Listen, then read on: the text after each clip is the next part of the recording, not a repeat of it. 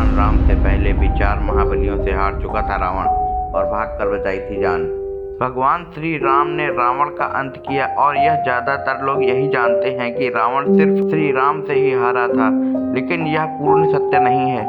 रावण श्री राम से पहले भी 4 लोगों से हार चुका था। राम भगवान से पहले रावण शिवजी, राजा बलि, बाली और सहस्त्रबाहु अर्जुन से भी पराजित हो चुका था। एक बार रावण बाली से युद्ध करने के लिए पहुंच गया था। बाली उस समय पूजा कर रहा था। रावण बार बार बाली को ललकार रहा था, जिससे बाली की पूजा में बाधा उत्पन्न हो रही थी। जब रावण नहीं माना तो बाली ने उसे अपनी बाजू में दबाकर 4 समुद्रों की परिक्रमा की थी। रावण ने बहुत प्रयास किया, लेकिन वह बाली की पकड़ से आजाद नहीं हो पाया। पूजा के बाद बाली ने रावण को छोड़ दिया था। इसके बाद रावण ने बाली से मित्रता कर ली थी और उससे माफी भी मांगी थी। सहस्त्रबाहु अर्जुन एक क्षत्रिय राजा थे जिनके 1000 हाथ थे। इसी की वजह से उन्हें सहस्त्रबाहु अर्जुन भी कहते थे।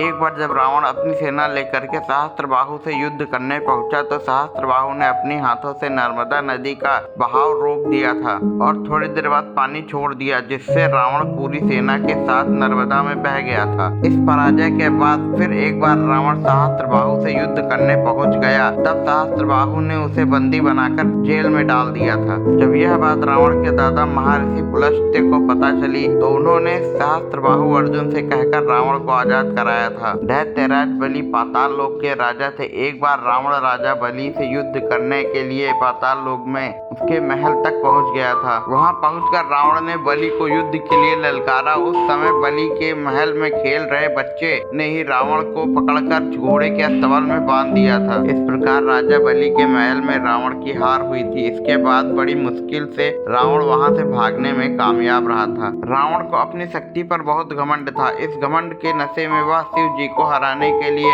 कैलाश पर्वत पहुंच गया। रावण ने शिव जी को युद्ध के लिए ललकारा, लेकिन महादेव ध्यान में लीन थे। रावण कैलाश पर्वत को उठाने लगा, तब शिव जी ने पैर के अंगूठे से ही कैलाश का भार बढ़ा दिया। इस भार को रावण उठा नहीं सका और उसका हाथ पर्वत के नीचे दब गया। इस हार के बाद रावण ने शिव जी को अपना गुरु बना लिया और उनकी उपासना करने लगा।